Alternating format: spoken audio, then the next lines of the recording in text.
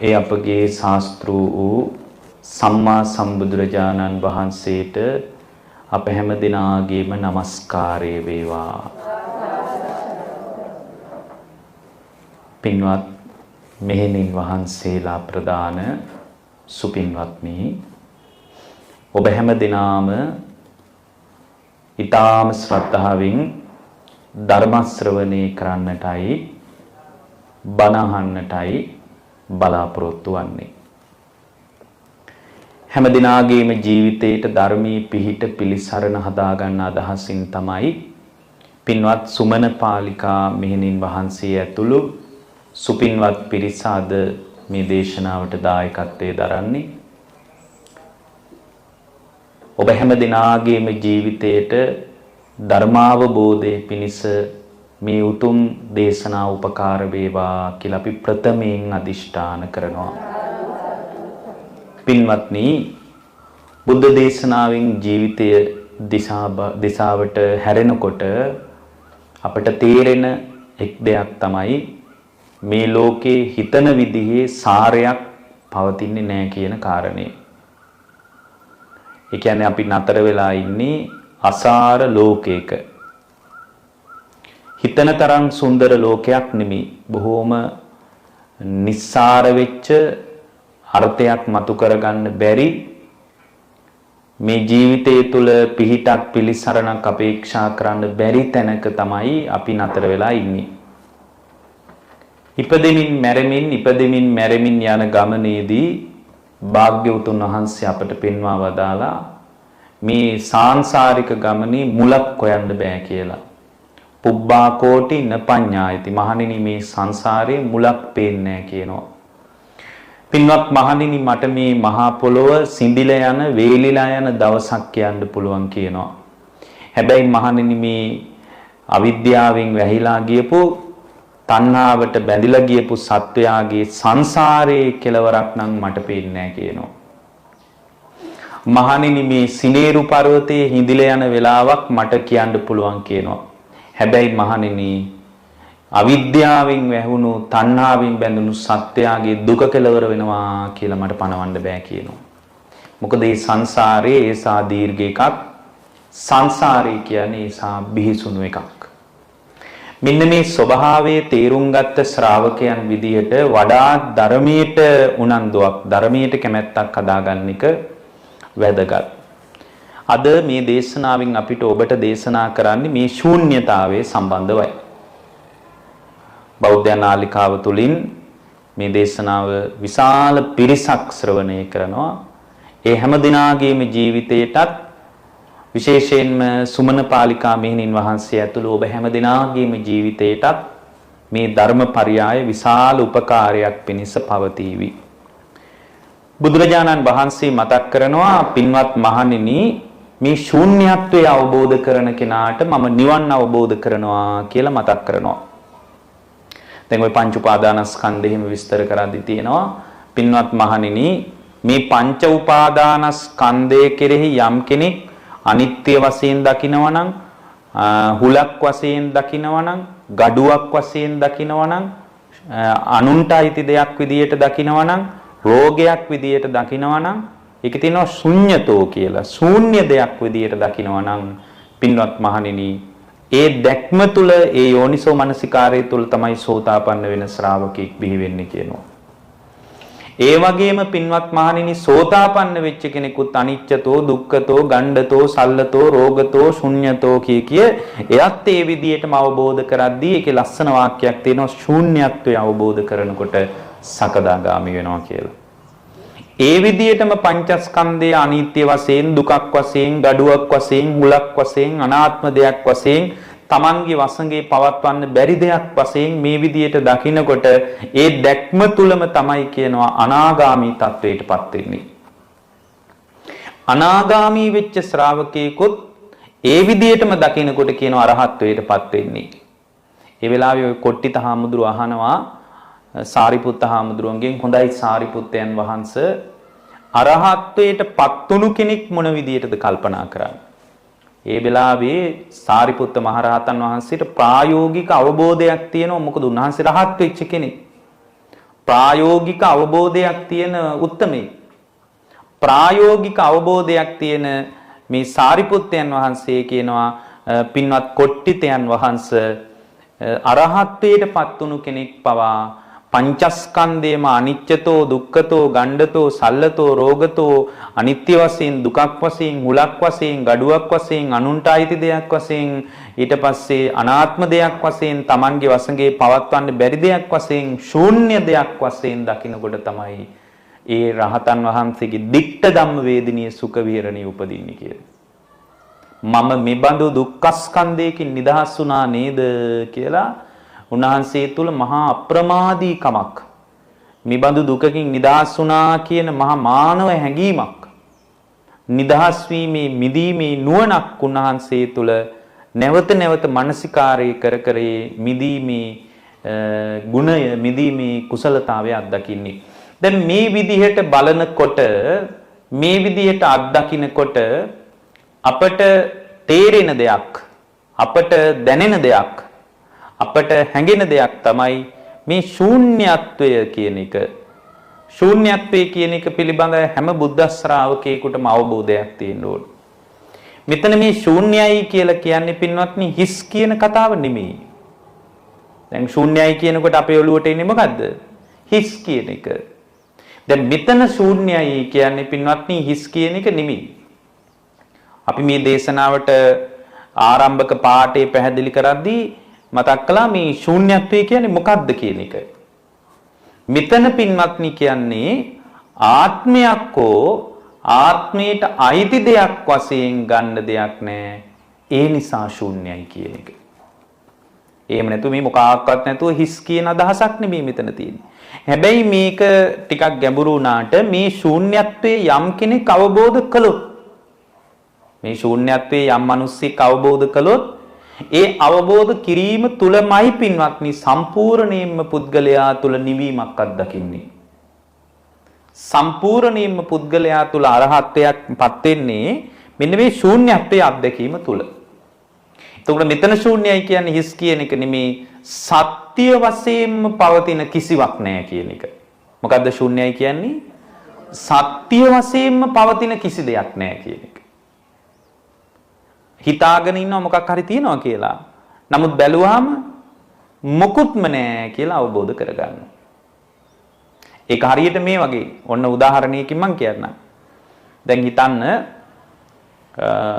පඹෙක් ඉන්නවා කියලා. දැන් පඹෙක් දිහා ඈත ඉඳලා බැලුවාම පේන්නේ පඹෙක් වගේම නෙමෙයිද? පඹෙක් විදියමයි පේන්නේ. ඒ පඹයගේ ආකෘතිය තුල මිනිහෙක් වගේ අපිට පේනවා. නමුත් එතන මිනිහෙක් නෙවෙයි ඉන්නේ පඹෙක්මයි. බැලූ බැල්මට මිනිහෙකුට හිතෙන්නේ නෑ මිනිහෙක්මයි පඹෙක් නෙමෙයිමයි කියලා හිතෙන්නේ. දැන් හිතා ගන්න පින්වත්නි මෙතන අත්දකින්න මේ සිද්ධිය තුළ සැබෑවටම මෙතන අත්දකින්න හම්බ වෙන්නේ අපට මිනිහෙක්මයි කියලා. දැන් මේ බලාගෙන ඉන්න කෙනෙකුට මිනිහෙක් කියන හැඟීමමයි මතුවෙන්නේ කියලා හිතන්නේ. එතකොට මිනිහෙක් කියන හැඟීමම යම් ශ්‍රාවකයෙක් තුල අත්දකින්නකොට ඒ අත්දකින්න මිනිස්යාට ඇත්තම කතාවද පේන්නේ බොරු එකක්ද? බොරු එකක් පේන්නේ. දැන් පඹය ළඟට ගිහින් මිනිහෙක් බලනවා හොඳට. බලද්දී ආ තේරුම් ගන්නවා ඔළුවට මුට්ටියක් තියෙන්නේ. මේ ලී කෝටු කෑලි දෙකකටනේ ෂර්ට් එකක් අඳලා තියෙන්නේ. ඊට පස්සේ දැනගන්නවා මේ බඩ වගේ පිම්බිලා තියෙන්නේ පිදුරු වලින්නේ. මේ කතාව දැනගන්නවා. එතකොට එයා දැනගන්නවා මම මේ මිනිහෙක් කියලා හිතාගෙන හිටියට මේ ලී කෝටු ටිකක් අස්සේ සම්පූර්ණයෙන් පිදුරු ටිකක් ඔබලා ඒ ලී කෝටු ටික අස්සේ පිදුරු ටික ඔබලා ඔළුවට මුට්ටියක් තියලා තියෙන්නේ. කලිසමකුයි කමිසෙකුයි අඳලා තියෙන්නේ. දැන් මේක මෙයා දැනගන්නවා. දැනගත්තේ ළඟටම ගිහින් බලපු නිසා. දැන් ළඟටම ගිහින් බැලුවාම දැනගත්තා මිනිහෙක් නෙමෙයි පඹෙක් ඉන්නේ කියලා. දැන් මෙයා හම්බ වෙන අයට ওই කතාව කියනවා. මොනවද හම්බ වෙන අයට කියන්නේ? හම්බ වෙන අයට කියනවා මේ අපි අර මිනිහෙක් කියලා හිතාගෙන හිටියට අර කන්ද උඩින් ඉන්නේ මිනිහෙක් නෙමෙයි. ඒ ඉන්නේ පඹෙක්. මිනිහෙක් කියලා හිතාගෙන හිටියට ඒ ඉන්නේ කවුද? පඹෙක්. මිනිහෙක් නෙමෙයි ඉන්නේ කියනවා. එතකොට අර මිනිස්සු මූණෙන් මූණ බලාගෙන කියනවලු මේ මිනිස්සයාගේ ඔළුව නරක් වෙලාද කොහෙද? අර ලස්සනට ඉන්නේ. කමිසයක් කලිසමක් ඇඳගෙන ඉන්නේ. අර ඔළුවත් හොඳට පේන්න තියෙන්නේ කළු පාටට. එතකොට අර මිනිස්සයා කියනවා නෑ නෑ මම ළඟට ගිහින් බැලුවා මම මේ කියන එක බොරු නම් ඔයත් ළඟට ගිහින් බලන්න කියනවා. එතකොට මිනිස්සු හිතනවලු මේ මිනිස්සයාගේ ඔළුව නරක් වෙලා කියලා. තවත් මිනිහෙක් කල්පනා කරනවලු කමක් නෑ කෝකටත් පොඩ්ඩක් ගිහින් බලන්න ඕන. කෝකටත් පොඩ්ඩක් ගිහින් බලන්න ඕන කියලා මිනිහෙක් මේ හිමීට කිට්ටු වෙනවලු. ටික දුරක් ගිහින් සමහර අය හැරිලා එනවලු. සමහර අය ළඟටම ගිහින් බලනවලු. බලනකොට තේරෙනවා ඇත්තම කතාව මිනිහෙක් නෙමෙයි කියන කතාව. එහෙමනම් මේ ඇත්ත කතාව තේරුම් ගැනීම කියන්නේ සත්‍ය වූ කතාව තේරුම් ගැනීම කියලා කියන්නේ වෙන එකක්. පවතින සැබෑ తත්වය නෙමෙයි පින්වත්නි. පවතින తත්වය ඇත්තම එකක් නෙමෙයි. පවතින తත්වය වෙන එකක්. අපි හිතාගෙන ඉන්න తත්වය වෙන එකක්. එතකොට පවතින తත්වයයි සත්‍ය ස්වභාවයයි මේක සම්පූර්ණයෙන් වෙනස් ස්වභාවයක්. මේක අත්දකින්න සැබෑ తත්වය නෙමෙයි පින්වත්නි. එතකොට බැලූ බැල්මට පවතින එක නෙමෙයි ඇත්ත කතාව, ඇත්ත එක වෙන කතාවක්. අන්න ඒ වගේ බුද්ධ දේශනාව තුලින් ජීවිතය දිහා බලනකොට තමයි තේරෙන්නේ පවතින එක ඇත්තම එක නෙමෙයි කියලා. අන්න ඕක අත්දකින්න එකට කියනවා ශූන්‍යත්වය කියලා. ඒක හරියට මිරිඟුවක් වගේ. ඈතින් බැලුවාම තියනවා වගේ නේද පේන්නේ. ළඟට ගියාම තේරෙනවා මොකුත් නැහැ කියලා. අන්න ඒ වගේ මේ ශූන්‍යත්වය කියන එක අවබෝධ කරේ නැත්නම් පින්වත්නි ආ සංසාරේ නැවත නැවත ඉපදෙනවා. සංසාරේ ඉපදෙමින් මැරෙමින් මේ දීර්ඝ ගමන යන්නේ මේ ශූන්‍යත්වය අවබෝධ කරගන්න බැරි වුණ නිසා. මොන ශූන්‍යත්වයේද? දැන් ඔබට තේරෙනවා හිස් බව නෙමෙයි ශූන්‍යත්වය කියලා කියන්නේ ආත්මයක් විදියට හරි ආත්මයට අයිති දෙයක් විදියට හරි ගන්න බැරිකම. මොනවද ආත්මයක් විදියට හරි ආත්මයට අයිති දෙයක් විදියට හරි ගන්න බැරි? දැන් මේ දේශනාවේ තියෙනවා කිංච ආනන්ද ශුඤ්ඤතෝ අත්තේනවා අත්තනීයනවා. පින්වත් ආනන්ද මොනවද Tamanට අයිති දෙයක් වශයෙන් ආත්මයට අයිති දෙයක් හෝ ආත්මයේ වශයෙන් ගන්න බැරි දේ මොකක්ද කියලා අහනවා. එතකොට උන්වහන්සේ දේශනා කරනවා චක්කුංකෝ ආනන්ද ශුඤ්ඤතෝ අත්තේනවා අත්තනීයනවා. පින්වත් ආනන්ද මේ ඇස කියන එක ශූන්‍ය දෙයක් කියනවා. ඇස කියන එක ශූන්‍ය දෙයක් කියනවා. දැන් සාමාන්‍ය ශ්‍රාවකෙක් මේ ඇස තුල ආත්මය කියලා එකක් තියෙනවා කියලා හිතනවලු. මේ ඇස මගේ වසඟේ පවත්වන්න පුළුවන් දෙයක් කියලා හිතනවලු. මේ ඇස කියන එක සම්පූර්ණයෙන් ආත්මයට අයිති දෙයක් විදියට දකින්නවලු. බුදුරජාණන් වහන්සේ වදාරනවා පින්වත් ආනන්ද මේ ඇස කියන්නේ ශූන්‍ය ලෝකයට අයිති දෙයක්. මේ ඇස කියන ආයතනයේ සැබෑ ක්‍රියාකාරීත්වය දන්නේ නැති නිසායි පින්වත්නි ඉපදෙමින් මැරෙමින් මේ සත්‍යය මේක අතපොත ගාගෙන ඉස්සරහට යන්නේ. මේකේ සැබෑ සාරය මේක සත්‍ය වශයෙන් පවතින දේ ගැන මෙයාට හැඟීමක් නැහැ. අවබෝධයක් නැහැ. දැන් ඇස කියන එක පිළිබඳව දැන් මේක ගැඹුරින් බලනකොට තේරෙනවා සාමාන්‍ය මිනිස්සෙකුට හිතෙන්නේ ඇසටමයි පේන්නේ කියලා. එහෙම නෙමෙයි හිතෙන්නේ. ඇහැටමයි පේන්නේ. පින්වත්නි ඇත්තම කතාව තමයි ඇහැට පේන්නේ නැහැ. ඇහැ නිකන් කණ්ණාඩියක් වගේ ඔහේ පවතිනවා. සාමාන්‍ය මිනිහෙකුට හිතෙන්නේ කනටමයි ඇහෙන්නේ කියලා. පින්වත්නි කනට ඇහෙන්නේ කන නිකම්ම ඔහේ පවතිනවා. සමහර මිනිසුන්ට හිතෙන්නේ දිවටමයි රහ දැනෙන්නේ කියලා. දිව නිකාම්ම මේ ආයතන ටික පවතිනවා. පින්වත්නි ඇත්තට මේවා ආයතන විදියටත් නෙමෙයි පවතින්නේ. නිකන් ඉන්ද්‍රිය විදියට පවතිනවා. ඇස සම්බන්ධව නාම රූප කියලා ධර්ම ටිකක් එකතු වුණ නිසායි පේන්නේ පින්වත්නි. නැත්තම් ඇහැට පේන්නේ නැහැ. එහෙම ඇස් වලට පේනවා නම් මලමිනී වලටත් පේන්න ඕනද නැද්ද? පේන්න ඕන. ඒ වුණාට මලමිනී වලට පේන්නේ නැත්තේ ඇයි? එතන ආයතන නෑ. එතන නිකන් එහෙමනම් ඔබට තේරෙන්න ඕන ඇසට පේන්නේ නැහැ කියලා. ඇස කියන ස්වභාවයට පේන්නේ අපේ අවිද්‍යාවට ඇහිම මොකක් හරි තියනවා කියලා හිතුණට ඇස සම්බන්ධව නාම රූප ධර්ම ටික ක්‍රියාත්මක වුණොත් තමයි ඇස ආයතනයක් වෙන්නේ. නිකම් මේ කළු පාට කොටසයි ඇහි බැම, ඇහි පිල්ලම් මේවා තිබ්බට පේන්නේ නැහැ. දැන් මෙන්න මේක හොඳට බෙදලා විස්තර කරලා දැනගන්නවා. ඇස සම්බන්ධව නාම රූප කියන ධර්ම ටිකක් එකතු වීම නිසා ඇසට පේන්න පටන් ගන්නවා. එතකොට ඇසේ රූපේ කියන්නේ මේ ඔබට පේන කොටස. නාම ධර්ම කියන්නේ මොනවද? වේදනා, සංඥා, චේතනා, පස්ස, මනසිකාරය කියලා නාම ධර්ම ටිකකුත් එකතු වෙනවා. මෙන්න මේ නාම ධර්ම ටිකත් එකතු වුණාම ඇසට පේන්න පටන් ගන්නවා. නැත්තම් ඇසට පේන්නේ නැහැ. එතකොට එයා දැනගන්නවා මේ නාම රූප ධර්මයන් එකතු වීම නිසායි ඇසට පේන්නේ. ඇසේ ඔය කියන විදිහේ සාරයක් ඇත්තේ නැහැ කියලා එයා දැනගන්නවා. ඒ දැන ගැනීම තුල පින්වත්නි එයා ඇස ශූන්‍ය දෙයක් විදියට දකිනවා. අන්නේ ශූන්‍ය දෙයක් විදියට දැක්කට පස්සේ සම්පූර්ණයෙන්ම එයා ඇසගෙන අවබෝධ කරනවා. එතකොට ඇස ශූන්‍ය දෙයක්. ඒ වගේම බුදුරජාණන් වහන්සේ මතක් කරනවා රූපං ශුඤ්ඤතෝ අත්තේනවා අත්තනීයනවා. සමහර අය හිතනවලු මේ රූපේ තුල මොකක් හරි සාරයක් තියෙනවා කියලා. මේ ලී හම්බ වෙන රූප තියෙන්නේ. මේ රූපවල මොකක් හරි දෙයක් තියෙනවා කියලා සාමාන්‍ය මිනිස්සෙකුට හිතෙනවලු.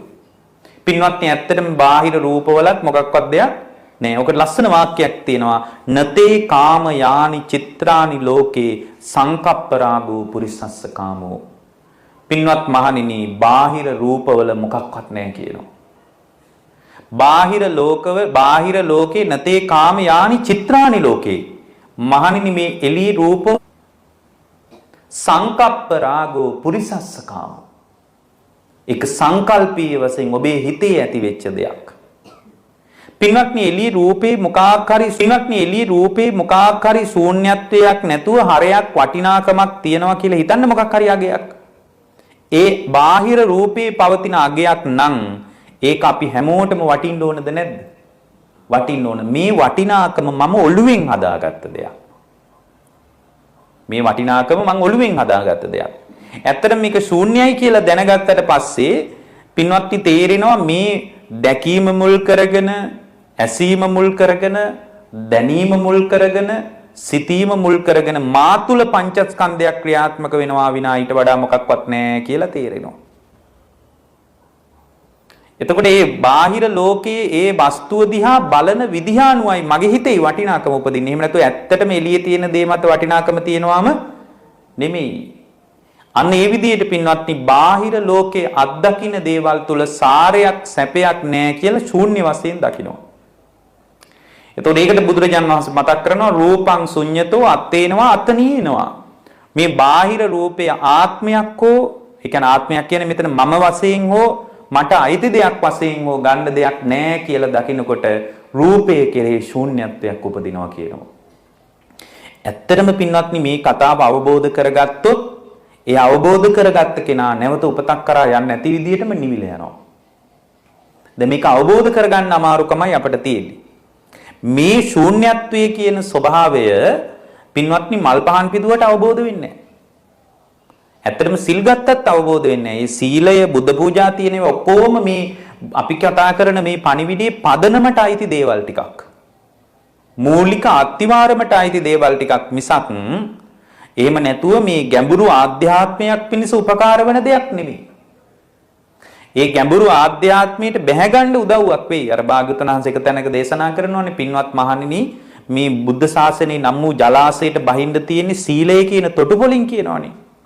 එතකොට සීලය වගේ දෙයක් පදනමට අයිති දේවල්. එතකොට මේ ශූන්‍යත්වය අවබෝධ කරගන්නවා නම් පින්වත්නි මේක හොඳට මානසිකාරය කර නුවණින් විමසා කල්පනා කරනකොට එයාගේ මේ අත්දකින්න ලෝකේ නිසා එයාගේ ජීවිතේ කැළඹෙන එක නවතිනවා.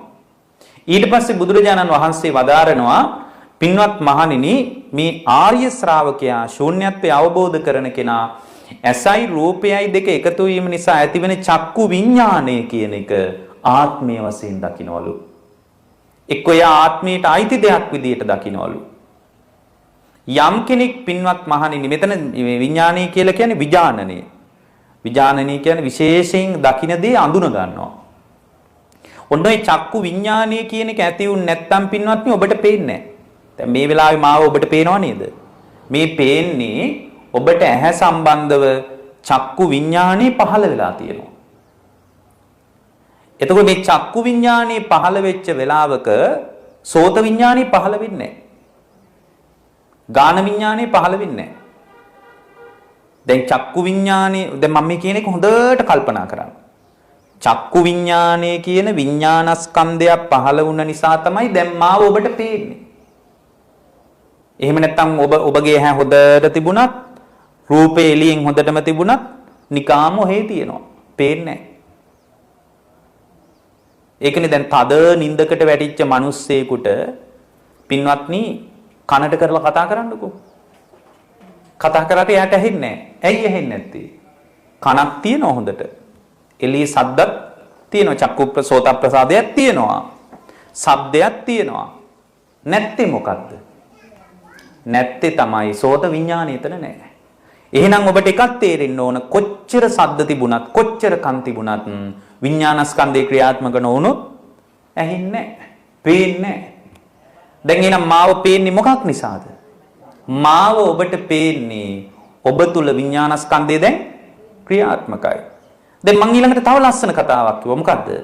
චක්කු විඥානයේ තියෙද්දි එතන සෝත විඥානය නැහැ කිව්වා. දැන් ඔබට ඔන්න එතන ප්‍රශ්නයක් එන්න ඕන මොකද්ද? දැන් මං කියන එක ඔබට ඇහෙනවනේ. මාව පේනවා, මාව ඇහෙනවා. දැන් ඊට පස්සේ දැන් ඔබට ප්‍රශ්නයක් එන්න ඕන. දැන් ඔබ වහන්සේම කිව්වනේ චක්කු විඥානේ තියෙනකොට සෝත විඥානේ නැහැ කියලා. පින්වත්නි, ඇති වෙලා ඇති වෙච්ච තැනම නැති වෙලා යනවා. ඇති වෙනවා නැති වෙලා යනවා. ඇති වෙනවා නැති වෙනවා. මේ ඇති වෙන නැති වෙන වේගයේ වැඩිකමට අපිට හිතෙන්නේ එක දිගට ඇහෙනවා කියලා. එහෙනම් මේ ඇති වෙන විඥානස්කන්ධේ ක්‍රියාවලිය දැන් තේරුම් ගන්න මොකද්ද? හටගෙන නිරුද්ධ වෙනවා. හටගෙන නිරුද්ධ වෙන්නේ පැයකට පස්සේද? හටගත්ත තැනම නිරුද්ධයි. හටගත්ත තැනම නිරුද්ධයි. දැන් මෙන්න මේ කතාව දැනගත්තාන් පස්සේ යාට චක්කු විඥානි පිළිබඳ ශූන්‍යත්වයක් ඇති වෙනවා. අනේ මේක මගේ වසඟේ පවත්වන්න බෑ. මේක ඇති වෙච්ච තැනම නැති වෙලා යනවා කියලා මං කියන එක තේරෙනවද? ඔන්න ඕක තේරුම් ගත්තට පස්සේ යා චක්කු විඥානී ශූන්‍යත්වයට එනවා. දැන් ශූන්‍යත්වයට පිණිසාව කාරණා තුනක් සම්බන්ධව මොකද්ද? ඇස සම්බන්ධ ශූන්‍යත්වයට ආවා. ඇසට හම්බෙන රූපය ගැනත් එයා කල්පනා කළා. රූපේ වටිනාකම තියනවා කියලානේ සාමාන්‍ය මිනිහෙකුට පින්වත්නි හිතෙන්නේ. දැන් සාමාන්‍ය මිනිහෙකුට එහෙම හිතුණට දැන් ඔබ දන්න රූපේ වටිනාකම් නැහැ. ඒක අපි හිතින් හදාගත්ත දෙයක්. දැන් මට මතකයි එක වතාවක් මිනිස්සෙක් ඇවිල්ලා මට පෙන්නුවා ස්වාමීන් වහන්සේ මේක එයා හොඳට කබඩ් එකක දාලා ලොකර් එක දාලා හොඳට වහලා තිබුණ රත්තරන් පිළිමයක්. ඒක හුඟක් වටිනවා කියලා මේ මහත්තයා කතා කළේ. ගොඩාක් වටිනවා කිව්වා. ඒ නිසාම ඔහු ඒක ආරක්ෂා කරන්න විශේෂ විධිවිධාන යොදලා තිබුණා. මට පෙන්නුවා. මට නම් විශේෂ වටිනාකමක් පෙරුන්නේ නැහැ ඒකේ. බැලුව බැලමට මට නම් ඒක වටිනවා වගේ පෙනුන්නේ නැහැ. ඊට පස්සේ මට යෝජනාවක් කළා මේක අපේ පරම්පරාවෙන් හම්බෙච්ච මේ වගේම තව පිළිමයක් තියෙනවා ඔබ වහන්සේටත් දෙන්නම් වැඳුම් පිදුම් කරන්නකෝ. මං ගෝ අපෝ මට එපා කියලා. එතකොට තේරෙනවද බාහිර ලෝකේ වටිනාකම් කියන එක අපි හිතින් හදාගත් එකක් කියලා. බාහිර ලෝකේ වටිනාකම් අපි හිතින් හදාගත්ත දෙයක්. එතකොට අපේ හිතින්ම අපින් හිතින් හදාගත්ත දේවල් ටිකටයි අපි වටිනාකම් දෙන්නේ. ඇත්තට මේකේ වටිනාකමක් පවතින්නේ නැහැ. ඒකයි ඔබට වටිනා දේ මට වටින්නේ නැත්තේ. දැන් බාහිර ලෝකේ ඒක ඇත්තටම වටිනවා නම් අපි ඔක්කොටම වටින්න ඕනද නැද්ද? ඕක විතරක් නෙමෙයි. අපි හිතාගෙන ඉන්නවා බාහිර ලෝකේ තමයි රාගයක් තියෙන්නේ කියලා. සමහර විට මේ කාන්තාවක් දැක්කහම පිරිමි කෙනෙකුට රාගය ඇති වෙන්න පුළුවන්. එතකොට ඇත්තටම කාන්තාව තුළ නම් රාගය තියෙන්නේ. ඒ කාන්තාව දිහා බලන හැමෝටම රාගය ඇති වෙන්න ඕනද නැද්ද? ඇති වෙන්න ඕන. එහෙමනම් ඔබට තේරෙනවද මේක මම මනසින් හදාගත් එකක් කියලා? පින්වත්නි ඔය දරුවා කියන එකත් මනසින් හදාගත්ත සෙනෙහසක්. පුංචි කාලේ අම්මා කෙනෙක් ඒ දරුවාගේ ඒ සංඥාව ඔළුවට කවනවා පින්වත්නි ඇත්තටම. මේ තමයි ඔයාගේ අම්මා, කෝ අම්මට අතවනන්න, අම්මට hina වෙන්න කී අම්මා කියන එක කවනවා. හිතන්න ඒ අම්මට ඒ දරුවා මාරු වුණා කියලා හම්බ වෙච්ච වෙලාවේ. දැන් මේ එහෙම හම්බෙන් වෙන්න පුළුවන් කියලා අපි හිතමු. දැන් වෛද්‍යවරයෙක් මේ කතාව අහගෙන හිටියොත් කියන්නේ නෑ එහෙම වෙන්නේ නෑ කියලා. නමුත් අහම්බෙන් එහෙම වෙන්න බැරිද? පුළුවන්. ඔන්න එකම වෙලාවේ දරුවෝ දෙන්නෙක් හම්බෙලා කොල්ලෝ දෙන්නෙක්මයි හම්බෙලා තියෙන්නේ. දැන් මේ පිරිමි දරුවෝ දෙන්න මාරු වෙනවා මොකක් හරි දෝෂයකට ඊටාම සුළු වරදකින් මාරු වෙනවා. දැන් ඔන්න ඔබේ දරුවා ගෙනත් දෙනවා. ගෙනත් දුන්නේ දැන් ඔබේ දරුවද? ඔබේ දරුවා මේ දැන්. නමුත් දැන් ඔබට සෙනෙහසක් උපදිනවද නැද්ද? උපදිනවා. දැන් මේ සෙනෙහස උපන්නට පස්සේ දැන් ඔබ හදන්නේ තමන්ගේ දරුවා කියලා හිතාගෙන. මගේ දරුවා කී දැන් හදනවා. දැන් ඒ දරුවා පින්වත්නි දැන් මගේ දරුවා කියලා ඒ මගේ දරුවගේ මූණ මෙහිමයි, මගේ දරුවගේ හඬ මෙහිමයි, මගේ දරුවගේ සුවඳ මෙහිමයි කියලා ඇස කන නාසය දිවකය ඇතුළට නෙමෙයිද ගන්නෙ? ඇතුළට ගන්නවා. ඔන්න මේක හොඳට තේරුම් ගන්නයි මේ කියන්නේ. ඊට පස්සේ මගේ දරුවා කී හිතාගෙන ඉද්දී Tamanගේ ඇත්තම දරුවා හම්බ වෙනවා දවසක. මේ පාරේ යන්නේකොට හම්බ වෙනවා. අර සෙනෙහස උපදිනවද? හරිනම් එයාට නේද සෙනෙහස උපදින්න ඕනේ. Tamanගේ කුසෙම්ම බිහි වෙච්ච දරුවා හම්බ වෙනවා. දැන් ඒ දරුවට අර සෙනෙහස උපදිනවද? දැන් තේරෙනවද සෙනෙහස කියන්නේ මායාවක් කියලා? ඒක ඇත්ත කතාවක් නෙමෙයි කියලා. පින්වත්නි ඇත්තම කතාව තමයි මේවා අපි මනසින් හදාගත්ත දේවල් ටිකක්. එතකොට මේ දැන් චක්කු විඥානය ගැනත් එයාට හිතෙන්නේ මේක මගේ වසඟේ තියන්න පුළුවන් දෙයක්. දැන් මෙයා දැනගත්තා මොකද්ද? චක්කු විඥානයත් හටගෙන නිරුද්ධ වෙන එකක්. සෝත විඥානයත් හටගෙන නිරුද්ධ වෙනවා. ඒ සෝත විඥානය මේ වෙලාවේ හටගෙන නිරුද්ධ වෙච්ච නිසා තමයි ඔබට මාව පේන්නේ. මොකද සෝත විඥානයේ තියෙද්දි චක්කු විඥානේ නෑනේ. එතකොට අපිට එක දෙයක් තේරෙනවා මේ විඥානස්කන්ධය හටගත්ත තැනම නිරුද්ධ වෙලා යනවා. ඒ නිරුද්ධ වෙලා යන ස්වභාවය අපිට මෙච්චර කල් තේරුන්නේ නැහැ. ඒක තේරුම් ගත්තට පස්සේ තේරෙනවා මේ විඥානස්කන්ධයේ විඥානය කියන්නේ ශූන්‍ය දෙයක්. මගේ වසගේ තියන්න බැරි දෙයක්. මෙන්න මේ විදිහටයි එයා දැනගන්නේ. ඒතර මේ ඇසයි රූපයයි ඇහි විඥානය තුන එකතු වීමට කියනවා මොකද්ද කියන්නේ පින්වත්නි? ඒකට කියනවා ස්පර්ශය කියලා. එතකොට ස්පර්ශයක් යම් වෙලාවක ඇති වුණොත් ස්පර්ශය කියන්නේ මේ තුන එකතු වෙනවා කියන එක. ඒකට ධර්මයේ තියෙන තින්නම් සංගති පස්සෝ කියලා. මේ තුන එකතු වෙනවා. මේ තුන එකතු වීම නිසා එකතු වෙන එකට කියනවා ස්පර්ශය කියලා. ඒ ස්පර්ශයත් හටගෙන නිරුද්ධ වෙනවා. පින්වත්නි ඇසත් අනිත්‍යයි නම් ඇස ඉදිරියට ආපු රූපයත් අනිත්‍යයි නම් ඇසේ විඥානයත් අනිත්‍යයි නම් මේ තුන එකතු වීම අනිත්‍ය වෙන්නේ නැති වෙන්නේ කොහොමද? දැන් තේරෙනව නේද? නමුත් දැන් මේ තුන එකතු වීම අනිත්‍යයි කියලා බැලුව බැලමට පේනවද? පේන්නේ නැහැ. දැන් බලන්න පින්වත්නි මේ මායාව කොච්චර බරපතලද කියනවා නම් මේ රූප ටික ඔක්කොම එක දිගට පේනකොට කාටද මේ කතාව තේරෙන්නේ?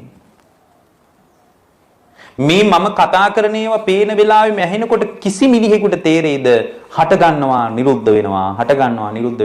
මේක සම්පූර්ණයෙන්ම දකින්න එක ඇති වෙන්නේ රහතන් වහන්සේට. උන්වහන්සේ දකින්නේ යංකින්චි සමුදය ධම්මං සබ්බන්තං නිරෝධ ධම්මං. සියල්ලම හට ගන්නවා, සියල්ලම හටගත්ත තැන නිරුද්ධ වෙනවා. අන්න ඒ දැක්ම හදාගත්තාම එයාට කියනවා මිදුනා කියලා. මොකක්ද එයාට කියන්නේ? ඒ උත්තරමයට කියනවා මිදුනා කියලා. මිදුනා කියන එක ධර්මයේ තියෙන වචනේ තමයි විමුක්තිය. විමුක්තිය කියන්නේ මිදීම කියන අදහස. මිදීමේ ඥානයක් උපදිනවා විමුක්ති ඥානය කියලා එකට කියනවා. ඒතර මිදීම ඇති වෙන්නේ මේ ශූන්‍යත්වයේ අත්දැකීමෙන්ද නැද්ද? ශූන්‍යත්වයේ අත්දැකීමෙන්. මේ ශූන්‍යත්වයේ දකින්න නැතුව පින්වත්නි එයා 84000ක් අටපිරිකර පූජා කළත් එයා මිදෙන්නේ නැහැ. කොහොමද මිදෙන්නේ? මේ කතාව දැනගන්න නැතුව. මේක කියන්නේ ශුන්‍යතෝ කියලා. එතකොට දැන් ඇහැයි රූපයයි ඇහි විඥානයයි තුන එකතු වීම නිසා යම් කෙනෙක්ගේ හිත තුළ උපදිනවා නම් මේ කාරණා තුන එකතු වීම නිසා ස්පර්ශ වුණාමයි පින්වත්නි මිනිස්සු විඳින්නේ. ස්පර්ශ වුණ නැත්නම් විඳින්නේ නැහැ. වේදනා කාය කීයක් තියෙනවද? වේදනා 6ක් තියෙනවා. චක්කු සම්පස්සජා වේදනා ඇසේ ස්පර්ශේ නිසා හටගන්න වේදනාව. සෝත සම්පස්සජා වේදනා කනේ ස්පර්ශේ නිසා හටගන්න වේදනාව. ගාන සම්පස්සජා වේදනා නාසයේ ස්පර්ශේ නිසා හටගන්න වේදනාව. જીවහා සම්පස්සජා වේදනා දිවේ ස්පර්ශේ නිසා හටගන්න වේදනාව. කාය සම්පස්සජා වේදනා කායේ ස්පර්ශේ නිසා හටගන්න වේදනාව. මනෝ සම්පස්සජා වේදනා මනසේ ස්පර්ශේ නිසා හටගන්න වේදනාව. ඒතර වේදනා කීයක් තියෙනවද? 6යි. දැන් ඔන්න ඔබ අහලා තියෙන එකට මම වෙනස් එකක් කිව්වා වගේ හිතේ. ඇයි? වේදනා තුනයිනේ තියෙන්නේ හාමුදුරනේ කියලා කියයි. වේදනා තුනයි සැප දුක් මධ්‍යස්ත විඳීම. හැබැයි චක්කු සම්පස්සජා වේදනා ඇහි ස්පර්ශේ නිසයි ඒ වේදනා තුන හටගන්නේ. තේරෙනවද මං කියන්නේ? කනේ ස්පර්ශේ නිසා වේදනා තුනක් හට ගන්නවා. ඒක සැප වේදනාවක්ද විය හැක, දුක් වේදනාවක්ද විය හැක, මධ්‍යස්ථ විඳීමක්ද විය හැක. එහෙමනම් දැන් ඔබට තේරෙනවද මේ වේදනාව කියන එක ඇස මුල් කරගෙන ඇති වෙච්ච දෙයක්. එතකොට මෙයා දැනගන්නවා මේ වේදනාවත් අනිත්‍ය වෙලා යනවා කියලා.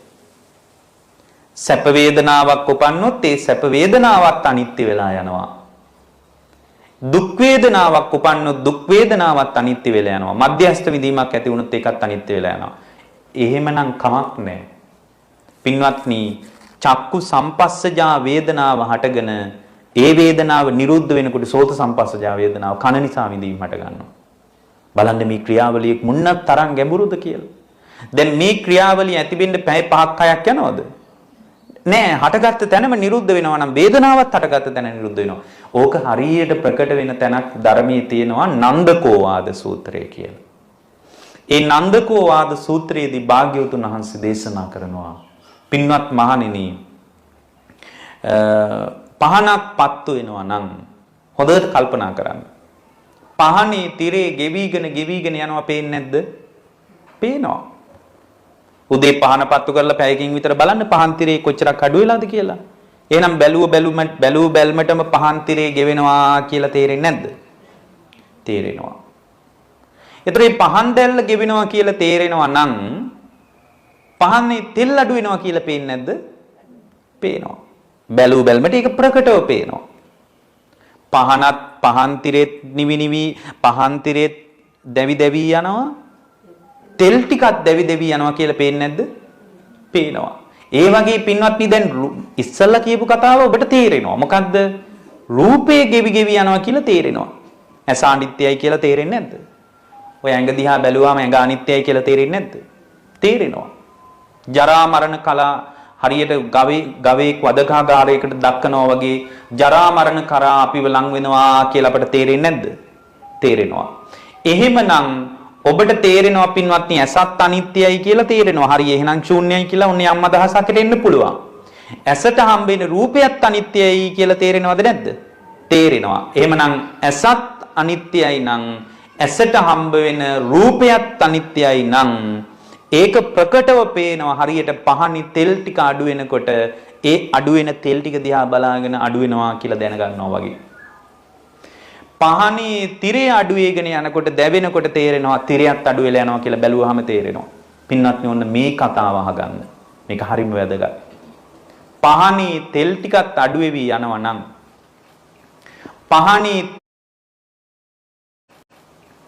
පහනේ තිරයත් දැවි යනවා නම් පින්වත්නි, පහන් දැල්ල දැවි පත්තු වෙනවද නැද්ද? දැවි පත්තු වෙනවා. බැලුවාම එක දිගට පවතිනවා වගේ නේද පේන්නේ? පින්වත්නි, පහන් තිරයක් දැවි නම් යන්නේ. පහනේ තෙල් ටිකක් දැවි නම් යන්නේ. පහනේ තෙල් ටිකයි තිරයයි නිසා පත්තු වෙන දැල්ල දැවි පත්තු වෙන්නේ නැහැ කියලා කාටද කියන්න පුළුවන්? කාටවත් කියන්න බෑ. නමුත් සාමාන්‍ය මිනිහෙකුට හිතෙන්නේ එක දිගටම පත්තු වෙනවා වගේ. ඒ වගේ ඇසත් අනිත්‍ය නම් මේ බලන මේ උපමාව කොච්චර ලස්සනද? ඇසත් අනිත්‍ය නම් ඇසට හම්බ වෙන රූපයත් අනිත්‍ය නම් මේ දෙක ස්පර්ශ වීම නිසා ඇති වෙන චක්කු විඥානය අනිත්‍ය නෑ කියන්නේ කොහොමද? තෙලුත් දැවෙනවා නම් තිරයත් දැවෙනවා නම් තෙලුයි තිරයයි පත්තු වීම නිසා ඇති වෙන ආලෝකය දැවෙන්නේ නෑ කියලා කාටවත් කියන්න බෑ. එහෙමනම් ආලෝකයත් නිමි පත්තු වෙන්නේ. ආලෝකය නිමි පත්තු වෙනවා කියලා අපිට පේන්නේ නැත්තේ ඇයි පින්වත්නි? පේන්නේ නැත්තේ එක දිගට පත්තු වෙනවා වගේ පේනවා. ඒ දැල්ල දැවි පත්තු වෙන ධාරිතාවය අපිට අල්ලන්න බෑ. තෙල් ටික දැවෙනවා නම් තිරයක් දැවෙනවා නම් ආලෝකයක් දැවි තමයි පත්තු වෙන්නේ. දැල්ලත් දැවි පත්තු වෙන්නේ. පින්වත්නි, දැල්ලත් දැවි පත්තු වෙනවා නම් ආලෝකයක් දැවි ආලෝකය ඇති වෙන්නේ කියලා කාටද කියන්න පුළුවන්? පහන් දැල්ල පත්තු වීම නිසා විහිදිලා යන ආලෝකයක් තියෙනවනේ. ඒ ආලෝකයත් එහෙනම් හටගෙන නිරුද්ධ වෙවි නෙමෙයිද පවතින්නේ? හටගෙන නිරුද්ධ වෙවි පවතින්නේ. එතකොට මේ හටගෙන නිරුද්ධ වෙනවා කියන ස්වභාවය දකින්න එකට කියනවා අනිත්‍යතාවය දැක ගන්නවා කියලා. ඒ අනිත්‍යතාවයේ දැකගෙන අනිත්‍යතාවයේ දැකගත් ශ්‍රාවකෙක් ධ්‍යාන සමාපatti තුලින් Nirodhe දැක ගන්නවා. හරියට බල්බ් එකක් නිමිනිමි පත්තු වෙනවා කියන එක දැක ගන්නවා වගේ අනිත්‍ය දකින්න එක සම්පූර්ණයෙන් නිවිල යන විදිය දකින්නවා. ඒ තමයි Nirodhe. එතකොට මේ හටගෙන නිරුද්ධ වෙන ක්‍රියාවලියක් තියෙන්නේ කියන පොදු අදහස ගැන අවබෝධයට එනවා. ඒකට කියනවා ශූන්‍යත්වයේ දකින්නවා කියලා. දැන් බලන්න මෙච්චර කල් අපි ශූන්‍යයි කියලා හිතාගෙන හිටියේ හිස් කියන එක. දැන් හිස් කියන එක නෙමෙයි මෙතන ශූන්‍යයි කියන්නේ. එහෙනම් ශූන්‍යයි කියලා කිව්වේ මොකක්ද අදහස? සියල්ල තුලම හටගෙන නිරුද්ධ වෙවි යනවා කියන අදහසටයි. සියල්ල තුලම හටගෙන නිරුද්ධ වෙනවා කියන අදහසටයි මෙතන ශූන්‍යයි කියලා කිව්වේ. එතකොට අසත් අනිත්‍ය දැන් මේක අපිට මේ රූපවාහිනී විකාශනය වෙන පැයක කාලේ මේක ඔක්කොම කියන්න බෑ. හැබැයි දැන් ඔබ දක්ෂ වෙන්න ඕන මම මේ ඇහැ ගැන කියන කතාව කනටත් ගලප ගන්න. නාසයටත් ගලප ගන්න. දිවටත් ගලප ගන්න. මේ ශරීරයටත් ආයතන 6ටම ගලප බලන්න පින්වත්. ඒ බලනකොට කිසිවකට බැඳිලා යන්නේ නැති තරමට Tamanගේ හිත නිවිල යන්න පටන් ගන්නවා. මේ අරමුණු වලට එල්ලි යන ගතිය පින්වත්නි සම්පූර්ණයෙන්ම නැති වෙලා මගේ ආත්මය කියලා දෙයක් මේ පංචස්කන්ධ ලෝකේ හෙව්වනම් ඒ හොයන එක සම්පූර්ණයෙන්ම අතහැරිලා ගිහින් සම්පූර්ණයෙන් නිවෙන්න කිසිවක් නැතුව හරියට ඝන අන්ධකාරයකටපත් වුණා වගේ නිවිල යනවා. ඒ නිවිල ගිය කෙනා මැරුණට පස්සේ ආයෙ උපදින්නේ නැහැ. එහෙමනම් මේ ශූන්‍යත්වයේ කියන එක අපිට ඊටාම වැදගත් ධර්මපරියායක්. දැන් යා ඇසත් දන්නවා අනිත්‍යයි හටගෙන නිරුද්ධ වෙනවා. කන ඇසට හම්බෙන රූපය ගැනත් දන්නවා. චක්කු විඥානය ගැනත් දන්නවා. චක්කු විඥානය කියන මේ කාරණා තුන එකතු වීම නිසා ඇතිවෙන යම් ස්පර්ශයක් තිබේ නම් ඒ ස්පර්ශයත් හටගෙන නිරුද්ධ වී යනවා කියලා යා දැනගන්නවා පින්වත්නි. එතකොට යා දැනගන්නවා පින්වත්නි තාම වැදගත් දෙයක්. මොකද්ද? මේ චක්කු විඥාණයත් මැදිහත් වීම නිසා මේ කාරණා තුන එකතු වෙලා ඇතිවෙච්ච ස්පර්ශයත් ශූන්‍යයි.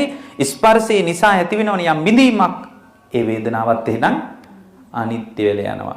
අන්නේ විඳින දේ නිසා පින්වත්නි වේදනාපච්චය තණ්හා. ඔන්න ඔය විඳින දෙයටයි තණ්හාව ඇති වෙන්නේ. ඔන්න උතනයි තණ්හාව නිර්මාණය වෙන්නේ. තණ්හාව වෙන කොහෙවත් හැදෙනව නෙමෙයි. තණ්හාව ඇති වෙන්නේ කොතනද? විඳින දේ තුලයි. ඒකට පටිච්ච සමුපාදය කියන්නේ වේදනාපච්චය තණ්හා. ඇසින් විඳින දෙයටයි තණ්හාව ඇති වෙන්නේ. පින්වත්නි දැකපු නැති දේවල් වලට කාටවත් තණ්හාව ඇති වෙන්නේ නැහැ. අහපු නැති දේවල් වලට කාටවත් තණ්හාව ඇති වෙනවද? ඇති වෙන්නේ නැහැ. දැන් මේ බණ ටික අහගෙන ඉන්න ඔබට ඇමරිකාවේ කෙනෙක් ගැන තණ්හාවක් ඇති වෙනවද? ඇති වෙන්නේ නැහැ. එහෙමනම් මේ තණ්හාව ඇති වෙන්නේ අපේ ඇස කන නාසය දිවකය මනස කියන ආයතන හය මුල් කරගෙන බාහිරින් හම්බ වෙන රූප ශබ්ද ගන්ධ රස පොට්ටබ්බ ධම්ම කියන බාහිර ආයතන හයත් මුල් කරගෙන චක්කු සම්පස්සේ සෝත සම්පස්සේ ගාන සම්පස්සේ જીවහා සම්පස්සේ කාය සම්පස්සේ මනෝ සම්පස්සේ කියන ස්පර්ශ කාය මුල් කරගෙන චක්කු සම්පස්සජා වේදනා ඒ ස්පර්ශය නිසා ඇතිවෙන ඇසේ විඳීම් කනේ විඳීම් නාසයේ විඳීම් දිවේ විඳීම් මේ විදියට විඳීම් ටික දැනගෙන විඳින දෙයටයි තණ්හාව ඇති වෙන්නේ. එහෙමනම් තණ්හාව කියන එක මගේ ආයතන ලෝකයේ මුල් කරගෙන සිද්ධ වෙන ක්‍රියාවලියක්. පින්වත්නි හොඳට හිතලා බලන්න අහපු නැති දේවල් වලට අපිට කවදාවත් තණ්හාවක් ඇති වෙන්නේ නැහැ. දැකපු නැති ඒවට කවදාවත් තණ්හාව ඇති වෙන්නේ නැහැ. හිතුනේ නැති දෙයකට කවදාවත් තණ්හාව ඇති වෙන්නේ නැහැ. දැනුන් නැති දෙයකට තණ්හාවක් ඇති වෙන්නේ නැහැ. මේ තණ්හාව තුලත් ඇති වෙන මේ ක්‍රියාවලිය දකිනවා. මෙන්න මේ ක්‍රියාවලිය නිසා පින්වත්නි වෙන දේ තමයි මේ ඇස කන නාසය දිවකය මනස කියන ආයතන 6 මුල් කරගෙන මේ ඇති වෙන ක්‍රියාවලිය නිසා හැම වෙලාවකම පංචස්කන්ධයක් මෝරනවා. අන්න ඒකත් මතක තියාගන්න. මේ ආයතන 6 ක්‍රියාවලිය නිසා වෙන දෙයක් තමයි ඔබ තුල පවතින පංචස්කන්ධය මෝරගෙන ඉදිරියට එනවා. පංචස්කන්ධය මෝරනකොට පින්වත්නි ඒ පංචස්කන්ධය මෝරන කාරණේ නිසා තමයි යම් කෙනෙකුට නැවත උපතක් හැදෙන යම් භව තණ්හාවක් තියෙනවා නම් අන්නේ තණ්හාවත් මෝරලා ඒ විඥානේ තව තැනක පැලවෙනවා. එහෙමනම් ඇස කන නාසය දිවකය මනස කියන සම්පූර්ණ ආයතන හය හරහා අත්දකින ලෝකයේ තුල දැක්කා කියන තැනම හට ගැනීමයි නිරුද්ධ වීමයි දැක ගන්න පුළුවන් වුණොත් ඇහුවා කියන තැනම හට ගැනීමයි නිරුද්ධ වීමයි දැක ගන්න පුළුවන් වුණොත් දැනුණා කියන තැනම හට ගැනීමයි නිරුද්ධ වීමයි දැක ගන්න පුළුවන් වුණොත් හිතුණා කියන තැනම හට ගැනීමයි නිරුද්ධ වීමයි දැන ගන්න පුළුවන් වුණොත් තණ්හාව දක්වා මෝරන්නේ නැහැ. තේරෙනවද මං කියන එක? තණ්හාව දක්වා මෝරන්නේ නැහැ. තණ්හාව දක්වා මෝරන්නේ කියන්නේ යාට පංච උපාදානස්කන්ධයක් මෝරන්නේ නැහැ.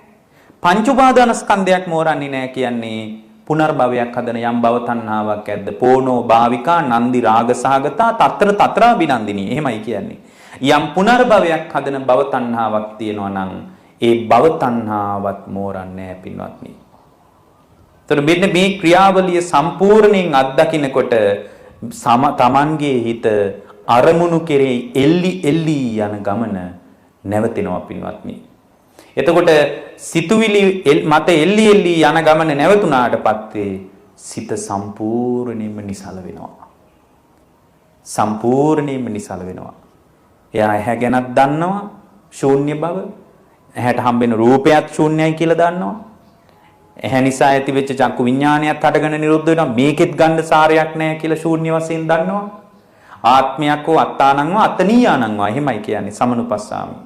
ආත්මයට අයිති දෙයක් විදියට හරි ආත්මී වශයෙන් ඔයා ඇස දකින්නෙත් නැහැ. ඇසට හම්බෙන රූපේ දකින්නෙත් නැහැ. චක්කු විඥානය දකින්නෙත් නැහැ. මේ සම්පූර්ණ ක්‍රියාවලිය තුල එල්ලි යන අරමුණු කෙරෙහි එල්ලීමක් එයා තුල දකින්න ලැබෙන්නේ නැහැ. ඇයි එහෙම එල්ලීමක් දකින්න ලැබෙන්නේ නැත්තේ? ශූන්‍ය වශයෙන් දකින්න කෙනෙක් කොහේ එල්ලින්නද? ඇසට හම්බ වෙච්ච රූපයත් ශූන්‍ය වශයෙන් දකින්න කෙනෙක් කවද්ද පින්වත්නි රූපයට එල්ලි යන්නේ? කොහොමද එල්ලි යන්නේ? ඒතකොට එහෙමනම් ඔබට තේරෙන්න ඕනේ මේ කතාව දන්නේ නැතිකම නිසාමයි පින්වත්නි එල්ලි යන ගමනක් තියෙන්නේ. එතකොට මේ කියන්නේ පින්වත්නි ශූන්‍යත්වයේ සම්බන්ධ මුලින් අත්දකින්න ස්වභාවය. ඒතර මේ ස්වභාවය තුලම දක්ෂ ශ්‍රාවකයෙකුට කිසිවක් නැහැ හැම දෙයක් තුලම හටගෙන නිරුද්ධ වීමක් තියෙන්නේ කියලා මේ සියලු දේවල් තුල පවතින හිස්භාවයේ තේරුම් අරගෙන සම්පූර්ණයෙන්ම නිවිල යන්න පුළුවන්. ඒ නිවීම තුල තමයි යාගේ සිත නිවනටපත් වෙන්නේ. ඇත්තට මේකපත් වෙන්නේත් මේමයි. දැන් එයාට මේ යථාභූත ඥාන දර්ශනේ උපන්නාට පස්සේ මේක යථාභූත ඥානයක්. මොකක්ද යථාභූත ඥානය?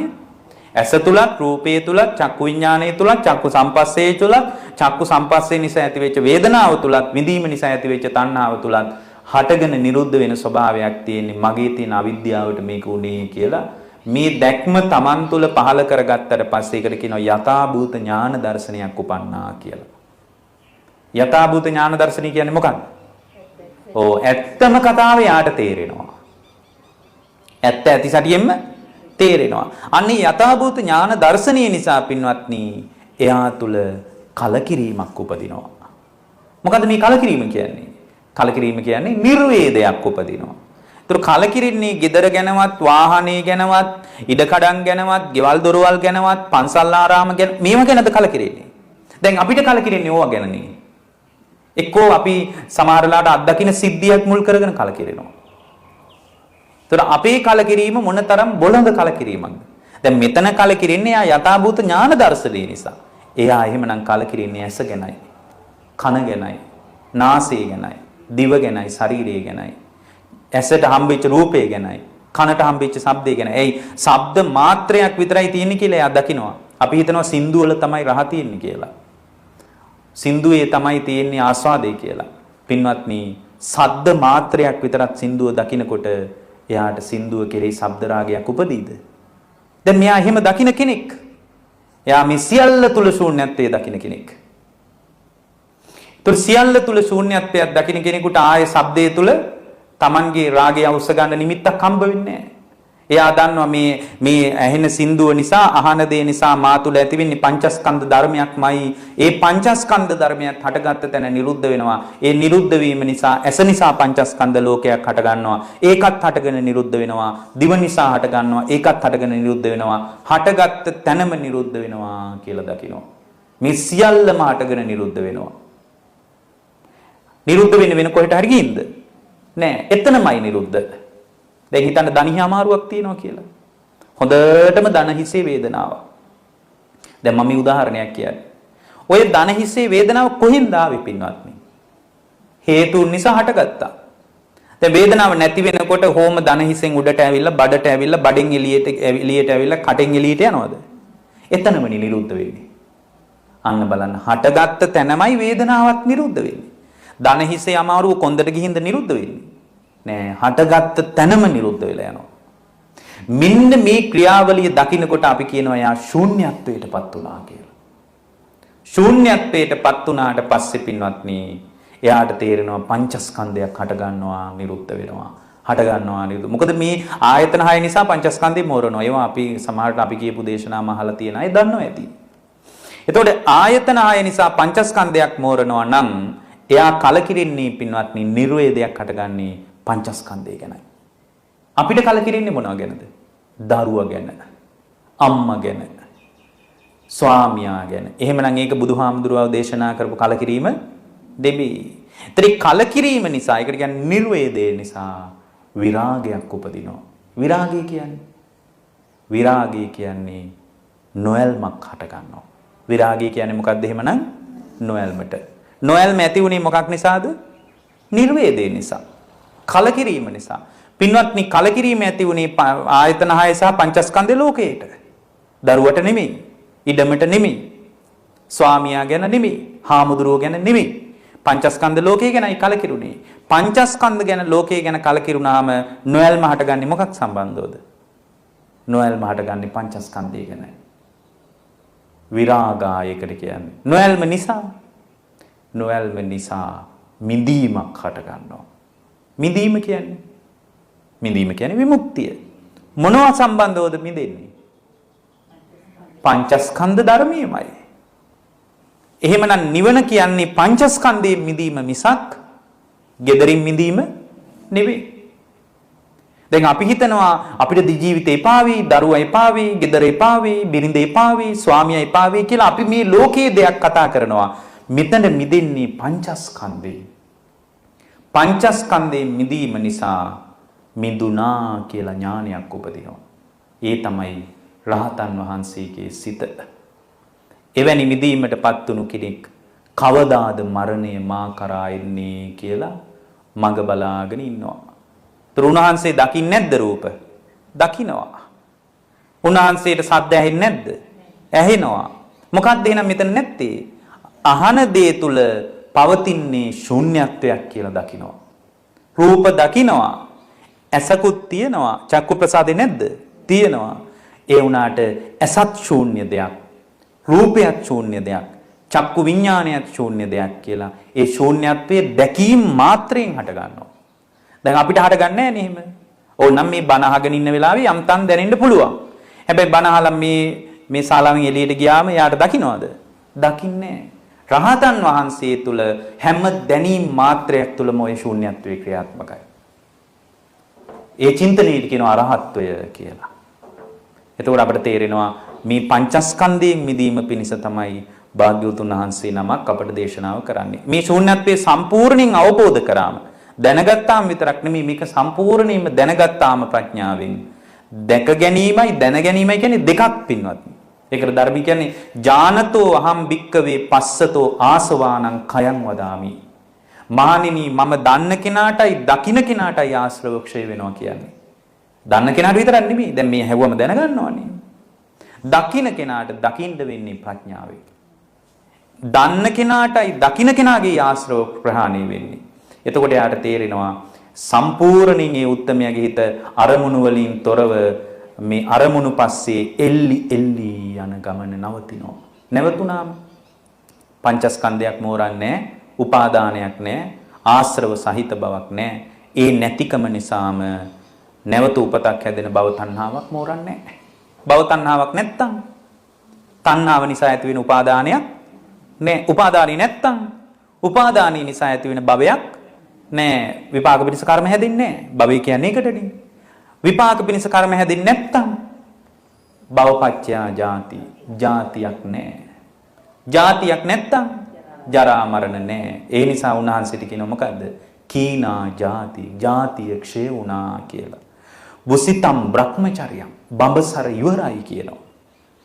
කීනා ජාති වුසිතම් බ්‍රහ්මචර්යම් කතං කරණීයම් කරන්න ඕන වැඩේ දැන් කරලා ඉවරයි. නාපරං ඉත්තත්තාය නැවත උපතක් කරා යන්නේ නැති විදිහටම නිවිලා. දැන් බලන්න මේ ශූන්‍යත්වයේ තුලම නේද එහෙනම් නිවීම මතුවෙන්නේ.